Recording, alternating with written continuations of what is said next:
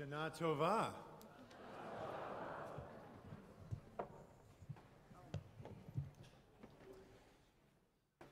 I started to tell people that I wanted to be a rabbi when I was 17.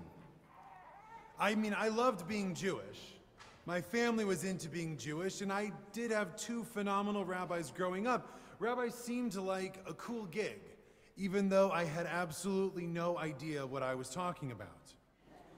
Mostly it was a good answer to the questions that everyone was asking. Where do you want to go to college? What do you want to study? And the scariest of all, what do you want to be when you grow up? When I said rabbi, non-Jews would say, that's interesting, and look at me like I had 3 arms.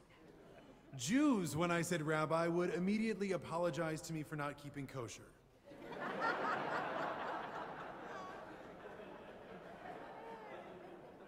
Then, when I got to college, I didn't really move on the whole rabbi thing. I studied classics and Greek and politics, and I prepared for the life of a professor. I would still trot out the, oh, I'm thinking of becoming a professor or rabbi whenever the dreaded question was asked, but I was leaning hard towards academia. Then one day, the Hillel rabbi called me and asked me to go to lunch with him. This was strange because I had never met him or in fact really ever been to Hillel.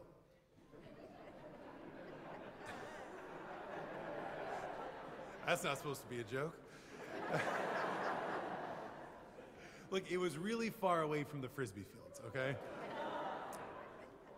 At that lunch, he asked me what I wanted to do, and without realizing who I was talking to, I said rabbi. Now, his next question wasn't about whether I prayed or kept kosher or why I'd never been to Hillel. His next question was, how's your learning? Now, I love learning. I always have. To this day, the act of learning sets something new, sets my soul soaring.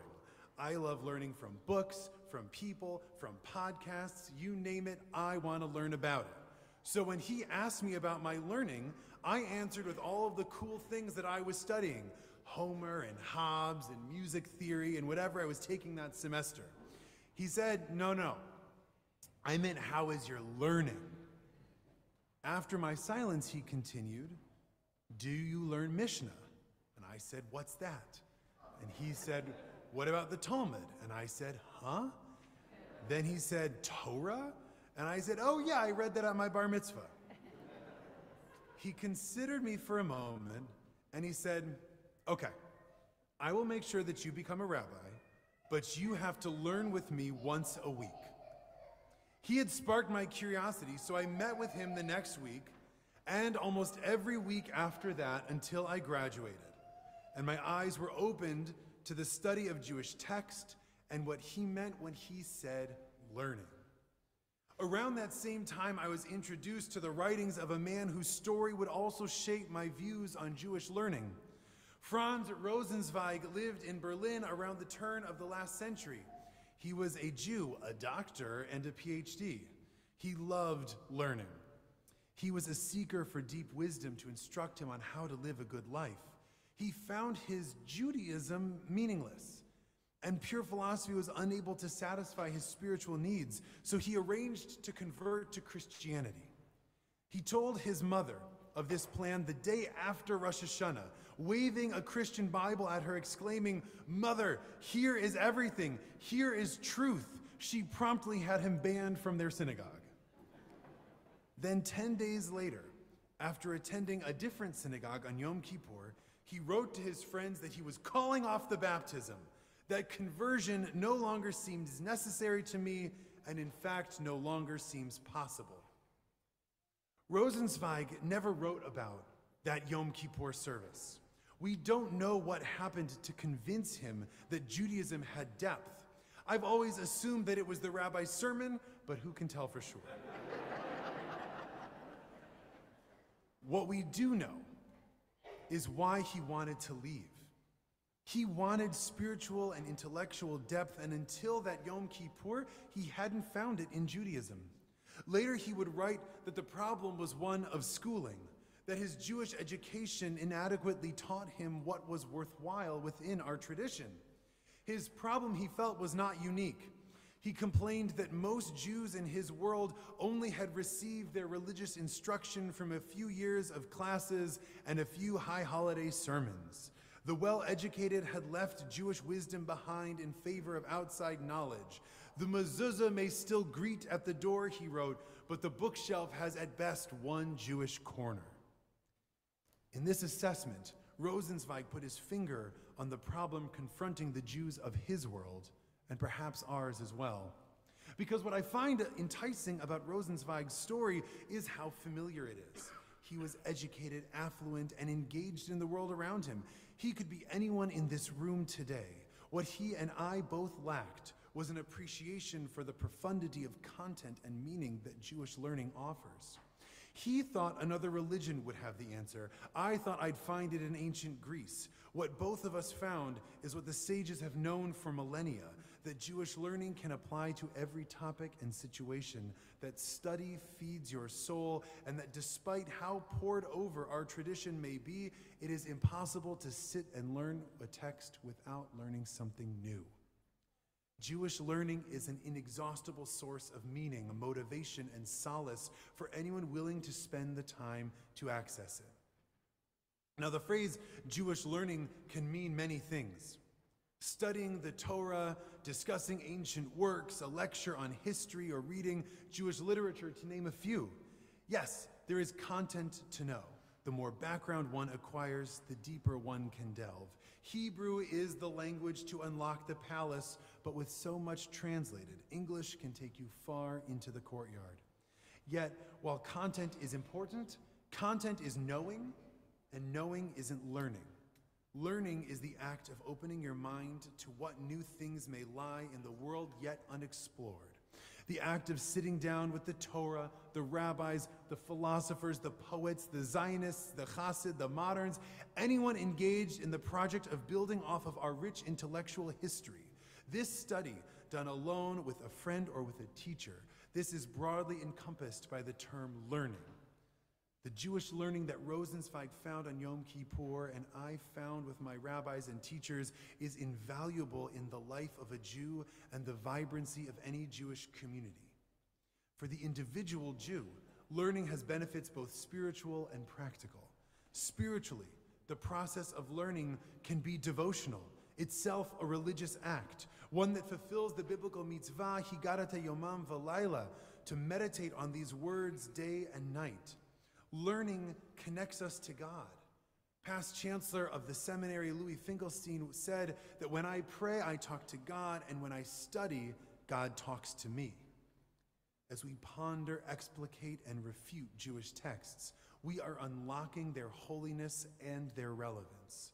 The rabbis say that even that which a student asks their teacher today was given to Moses at Mount Sinai. That is to say that when we learn, we are tapping into and taking part in the revelation of the divine. Theological claims aside, learning makes us better people.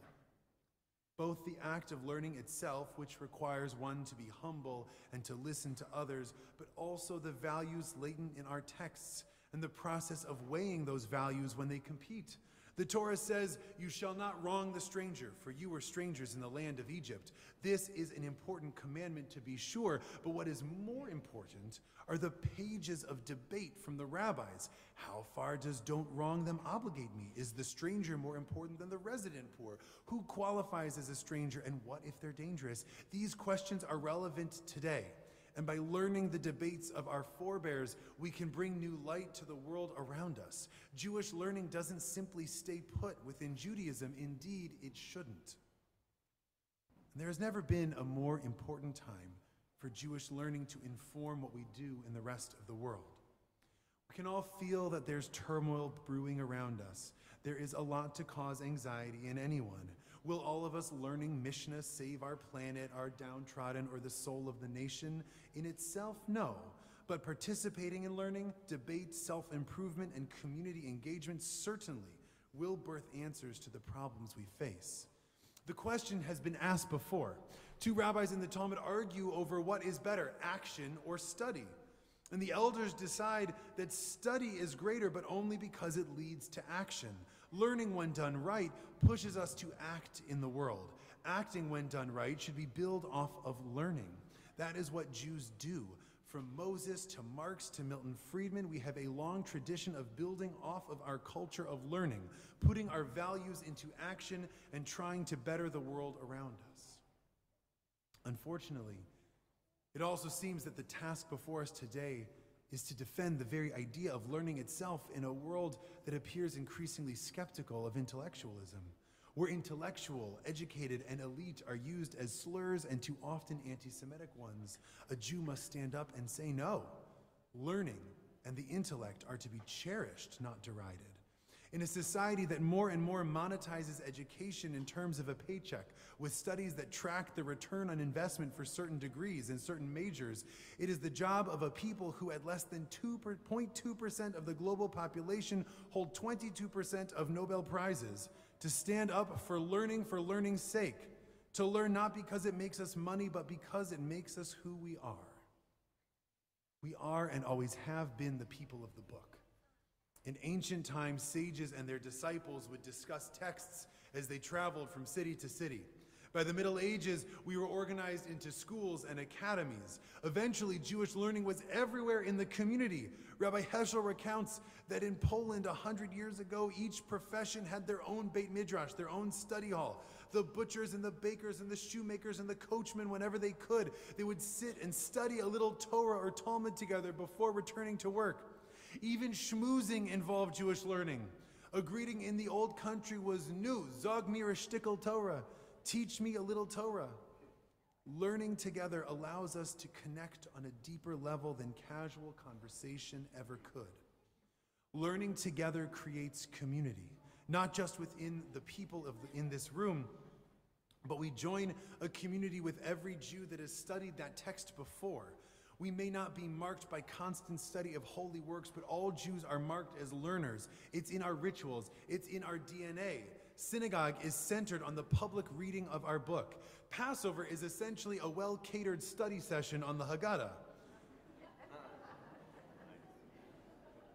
When a Jew comes of age, what task proves their readiness to become a member of our people? They aren't sent into the wilderness. They don't hunt or fight. They read the Torah and they teach it to their community. They do this because to be a full participant in the Jewish people means to lend your intellect and your voice to the project of Jewish learning. To be a learner is to draw strength and meaning from being a part of something larger than yourself. So when we stop learning, when we engage in Judaism only through rituals, life cycles, and food, we risk severing that connection and losing that strength. For Rosenzweig in his day, the loss of Jewish learning wasn't simply a problem of Jews no longer being able to quote the Bible or know the difference between the Mishnah and the Talmud. It wasn't purely content. The problem, Rosenzweig wrote, was that learning, the old form of maintaining the relationship between life and book, has failed.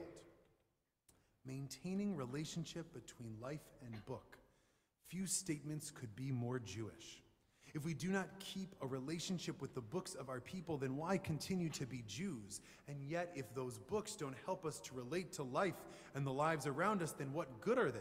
The act of learning, of sifting through ancient texts and ideas to refit them to our world, is the job of a Jew. The failure for Rosenzweig to connect with Jewish learning almost cost modern Jewish thought one of its brightest lights. Jews in our day are similarly in danger of disengaging. After his mysterious moment on Yom Kippur, Rosenzweig did not simply remain a Jew. He dedicated himself to ensuring that future Jews would know the meaningful intellectual life that Judaism offers. He teamed up with Martin Buber, remember that guy from yesterday? And other luminaries of his day to create the free house of Jewish learning, the Lehrhaus.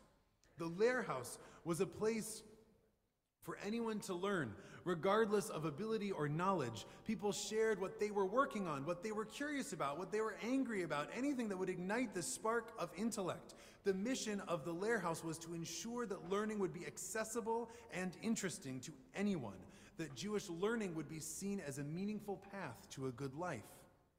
So too should we see Jewish learning as a path to a good life.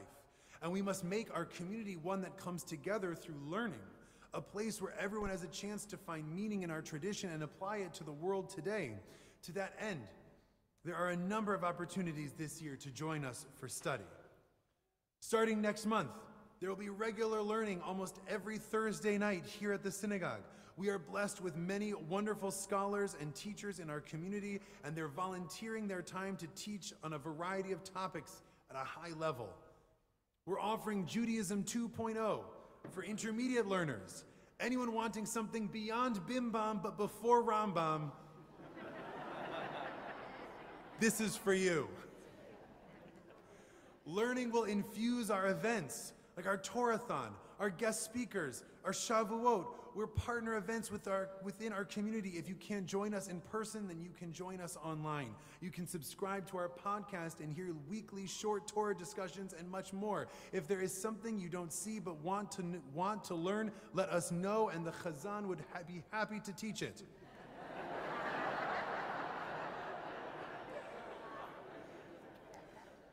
We will meet you where you are. In Poland, there were learning groups for professionals on a break. If you want to host a discussion in your office or get a group of friends together in your home, let me know and we will bring the Torah to you. Let's create a lair house full of Jews learning and teaching one another day and night. Now you might be thinking, Rabbi, I'd love to, but I don't have the time. You do. The Talmud says that when a Jew dies, one of the questions they are asked is, did you set aside regular times for study? Because that's how we show that something is important. We carve out time in our schedules, busy as they may be, to make it happen. This is like going to the gym for your soul. It's hard at first, but the more you do it, the easier it gets. If you're thinking there's so much going on in the world right now, how can I spend my free time learning? I should be doing.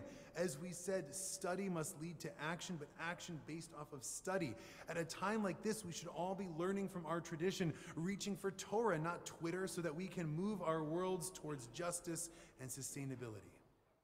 I imagine that some people might avoid learning because of a feeling of not knowing enough or not wanting to admit ignorance. And I would remind us that admitting our ignorance and imperfections is precisely what we're supposed to do at this time of year. Learning is the ultimate form of tshuva, of repentance. It entails admitting that I don't know something, that I am lacking. But learning also implies that I can change. Saying I want to learn is really saying that I can do better, must do better, and will do better in the year ahead. The Midrash reminds us that anyone who lowers themselves by admitting ignorance will be elevated through learning. Finally, learning is a way that Jews can cope with the world and find comfort. Study helps us connect to Jews that have come before us and Jews all around us. We study together and we build community. If we are anywhere in the world, we can pick up a Jewish text and instantly be connected to our history, our people, and our God. That connection, the link that any Jew has a right to feel at any time, can and should be a source of strength in a dark hour.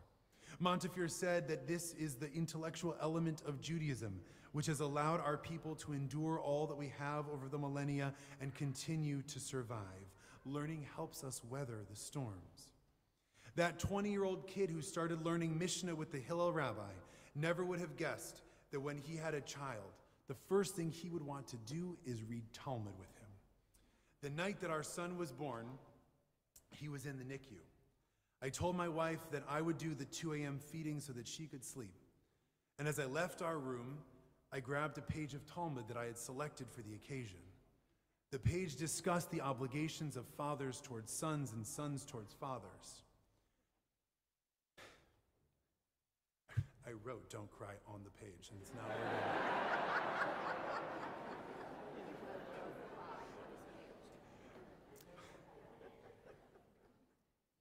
I brought the Talmud to learn because I wanted my son to start his Jewish learning as soon as possible, but also because it gave me comfort.